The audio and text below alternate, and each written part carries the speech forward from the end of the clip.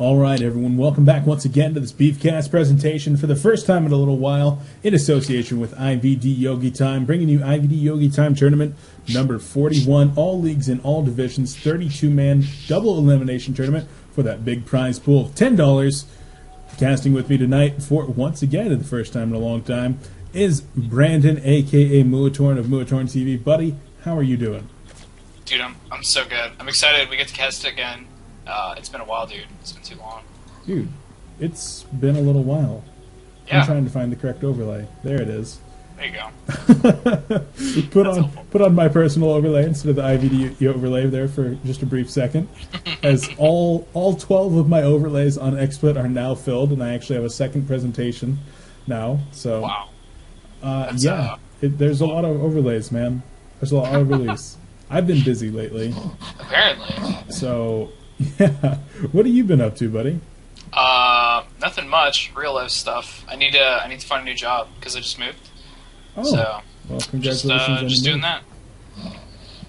Cool. Well, today we are casting a pretty Masters-dominated tournament.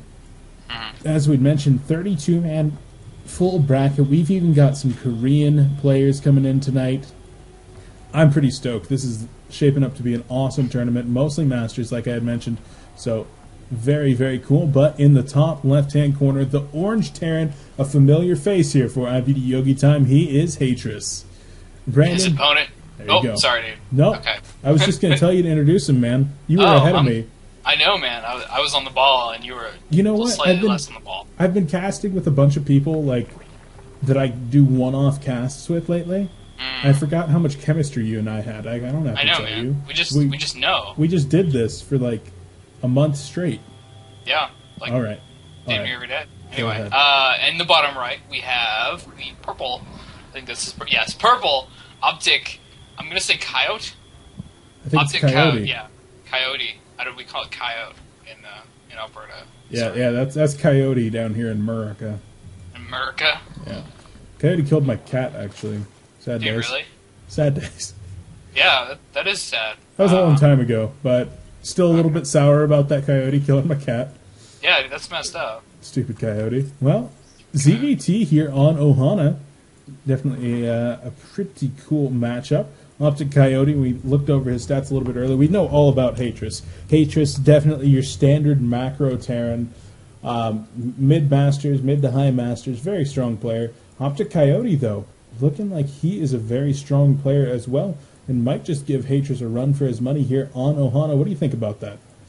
Well, I think Hatris, if he likes mech at all, which I'm not entirely sure, I don't think I've seen him bother with mech before, but if he does like it at all, he's going to do that, because Ohana's really good for mech. But if not, it'll probably just be standard mech or game mech. There's nothing really crazy that goes on this map. I don't know. True enough. We already saw the SCV making its way into the Zerg base over here. Was able to get a good scout off, but Hatris just playing it safe right here as he's starting to morph his orbital command on the low ground. Double gas is already taken, and the factory coming out, reactor to be added, there it goes down. So, very standard reactor Hellion opener here for the Terran player. The Zerg already going up to double gases himself. Yeah, definitely, and, he took it in the natural, which is a little thing we always like to point out. Taking in the natural as opposed to your main just kind of gives you the chance to fool a Terran.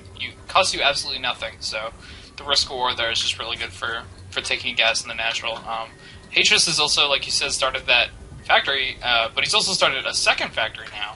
So, do you think this is going to be for double factory Hellions? I think it's either going to be for double factory Blue Flame Hellions, or it's going to be double reactor to regular Hellions. But as that tech lab goes down there next to the second factory, this is either going to be a fucking Marauder Hellion all in. Man, I just dropped an F-bomb. What's up? Oh, that's pretty rare for me. I greatly apologize for that, guys. I'm tired. I'm really tired.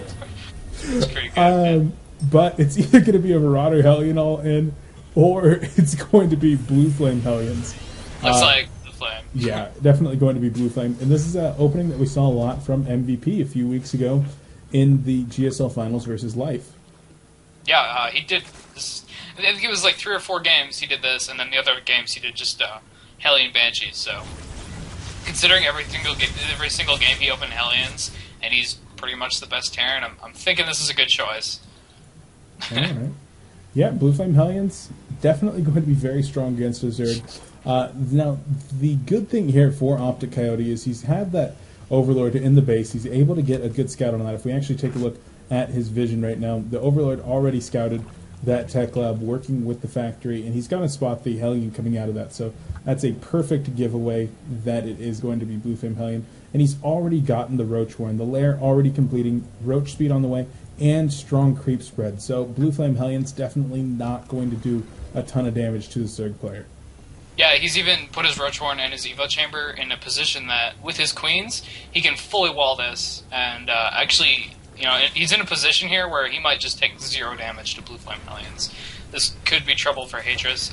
It really depends on if he scouts this soon enough and if he transitions quickly.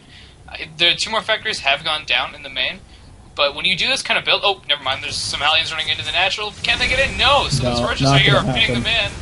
OpTiKcoyote baited that perfectly. He had the Roaches over in his third, blocked that perfectly with a Spine Crawler, and 2 Queens. Every one of those is cleaned up, and Hatris actually GG's right away. That was not an all-in, but Hatris knew that doing 0 damage right there against the Zerg that had already blind countered him, it was going to be rough going. So Hatris opting to GG out right then and there. He's going to fall to OpTiKcoyote. He's moving on in this tournament. Yeah, I was actually just about to go into the fact that, like, if this does get crushed, Hatris is going to be so far behind just because you've committed so much to those Hellions and they do absolutely nothing, and it delays your tech so much, and it just... There's nothing good about it. You're in an awful position, so... Case in point. Hatris even whispering right there, saying sorry, and his opponent was a little bit out of his league. Don't discount yourself there, Hatris. You're a fine player, but we are moving on to the next game. Hatris drops down into the lowers, but OpTiKcoyote going to stay in the winner's bracket. Round of 16. We're going to move on and check out some more games for the round of 32. Evan, your casting host of Beef, joining me, Muatorn, a.k.a. Brandon of Muatorn TV. Anything to say before we round this one out? Hatris, good luck in the lower bracket. You can bring it back and win this still. I believe in you.